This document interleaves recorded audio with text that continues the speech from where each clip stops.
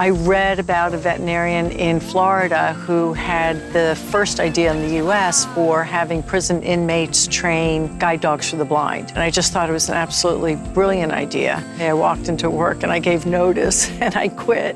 I just followed my passion, which was to create a program where prison inmates train dogs that will go out and work in the community. I'm Gloria Gilbert-Stoga, and I am the president and founder of Puppies Behind Bars. Initially, we raised guide dogs for the blind. In 2006, with the wars in Iraq and Afghanistan raging, I said, you know what? Through Puppies Behind Bars, we could actually help by providing service dogs for wounded Iraq and Afghanistan war vets. We expanded to include first responders as recipients as well. That's a good boy. Jerry, salute! Yes, good salute. Good boy, nice boy. Most of our recipients have hit rock bottom by the time they come to us, and they finally say, screw it, maybe a dog can help. When I talked to the VA about getting a service dog, my provider recommended that I should for PTSD. I saw that Puppies Behind Bars does work for trauma, for PTSD dogs. There's a lot that police officers and first responders in general deal with on a day-to-day basis. We're responding to calls for service all day long, 24 hours a day. That stress and that pressure certainly builds up.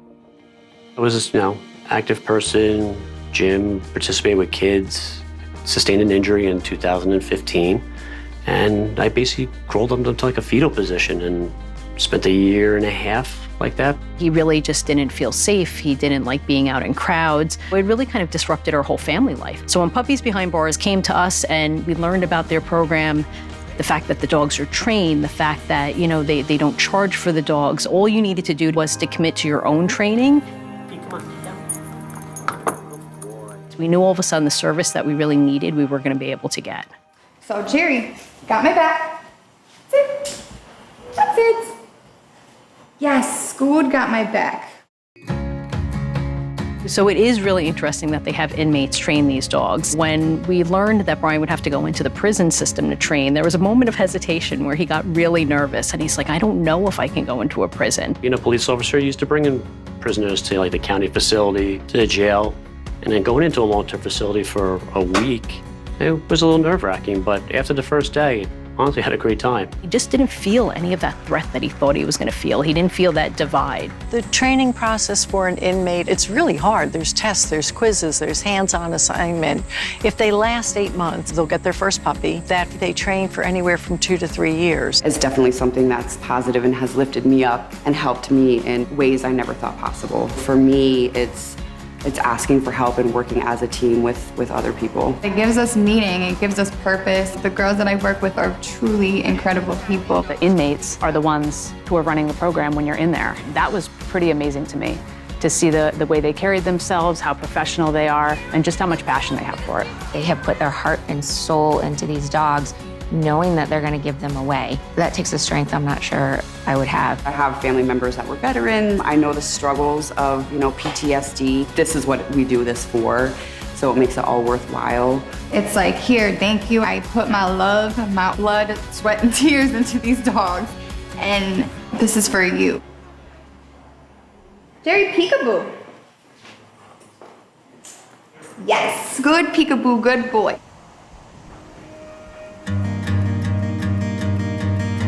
So last Thursday night, we had graduation at the Bedford Hills Correctional Facility. I feel very strongly we have given the veterans and first responders all the tools they need to succeed. Our supporters came to just applaud these people who were going home and starting new lives with their service dogs. I've learned a lot in the past 2 weeks. It's been a pretty amazing experience. It feels pretty awesome having McDonald. He was named after a fallen police officer at the NYPD. The women from the Bedford Hills facility are the ones who named him. So I think he's going to be an awesome addition for us.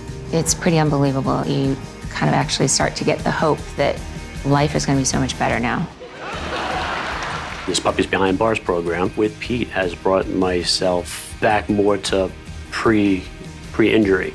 Pete's definitely helped out a lot. It gives him a partner again, which is really what the program is about. Pete is that grounding factor for him, his partner who's always got his back and is always going to make sure that he feels okay. It's amazing. I never thought that an animal could make that much difference. But literally now, waking up every morning, I'm excited to wake up. And it's just knowing that she's gonna be there every minute of my day. The dogs really can make a difference between isolation at home and suicidal ideation. And don't ask me how, but the dogs do it.